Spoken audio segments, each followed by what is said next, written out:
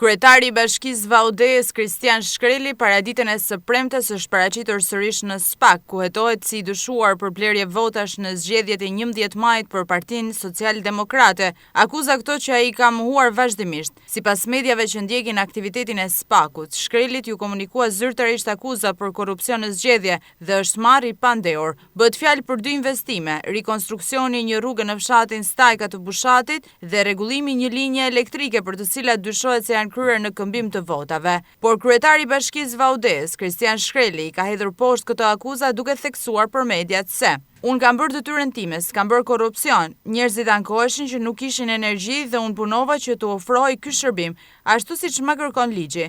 Nuk e di ku është korrupsioni në zgjedhje këtu, është shprehur Shkreli. Gjithsesi, procesi hetimor tashmë është hapur dhe këtë të premtes SPAK ka zyrtarizuar akuzën për korrupsion në zgjedhje, për të cilën Shkreli do të hetohet. Në vijim do të jenë hetimet ato që do të provojnë implikimin e Shkrelit në akuzën për korrupsion në zgjedhje apo pafajësinë e tij, proces që në fund do të marrë vulën e drejtësisë nga gjykata pas shqyrtimit të provave të SPAK-ut dhe mbrojtjes së të akuzuarit Shkreli.